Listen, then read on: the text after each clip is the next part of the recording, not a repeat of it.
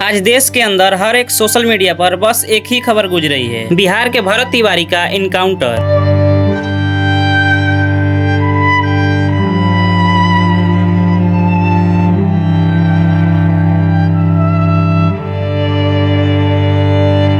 ये लोग मारे हैं यार, घेर के मार दिए। मानसिक रूप से बीमार था वो। आखिर यह इनकाउंटर था या हत्या? क्या भरत तिवारी देशद्रोही था या समाज सेवी? किस मुद्दे को लेकर भरत तिवारी को घेर कर मारा गया? आखिरकार भरत तिवारी ने बंदूक अपने हाथों में क्यों उठाया? उस लड़के को यह सब करने की क्या मजबूरी रही होगी? एक अकेला तुम सब पे कितना भारी पड़ रहा है रे। क्रांतिकारी युद्ध तो शुरू हो गया है, तो क्रांतिकारी युद्ध शुरू हो गया है तो साला तुम सब एक बात बताओ, घर क्यों आता है मेरे?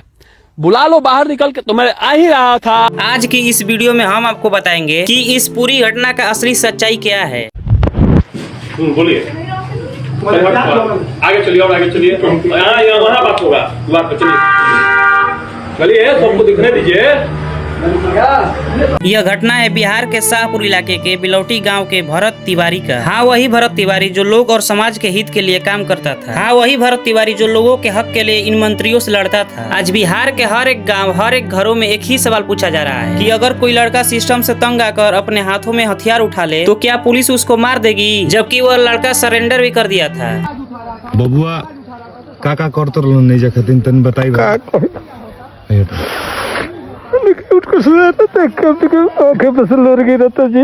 मैंने कहते वहाँ का बाबू रहती है। भरत तिवारी जिसको इनकाउंटर में मार गिराया गया, वो एक बीएससी का छात्र था जिसका कोई भी क्रिमिनल रिकॉर्ड नहीं था और ना ही किसी गैंग का हिस्सा था। वह लड़का सिर्फ और सिर्फ गांव की सड़क, बाढ़ और बिजली के लिए आवाज उठा रहा था।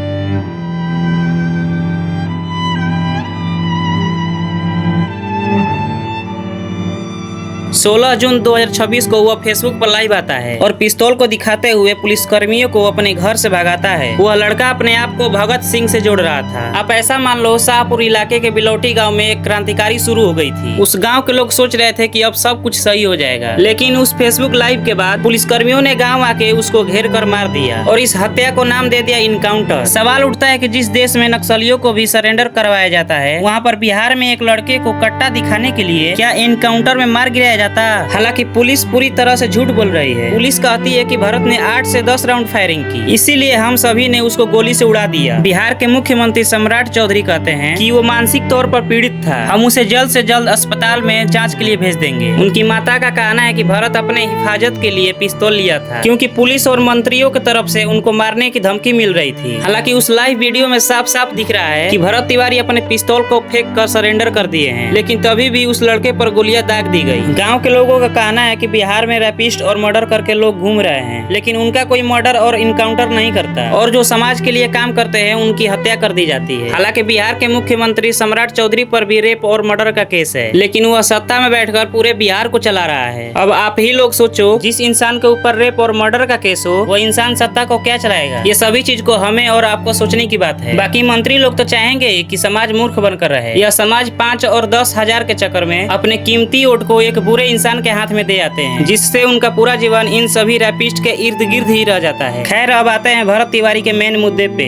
गांव के लोगों का कहना है कि जो पुलिसकर्मी इस भरत तिवारी के केस में शामिल हैं, इन सभी लोगों का अच्छे से जांच की जाए और जो भी दोषी पाया जाता है उनको जेल में बंद किया जाए। लेकिन सवाल अब ये रह गया है कि अब बिलौटी गाँव के लोगों का क्या होगा? उन सभी के हक की लड़ाई कौन लड़ेगा? क्या बिहार में क्रांतिकारी शुरू होने से पहले ही खत्म हो गई? बाकी इन सब के बारे में आप क्या सोचते हैं? अपनी राय कमेंट सेक्शन में जरूर बताइएगा।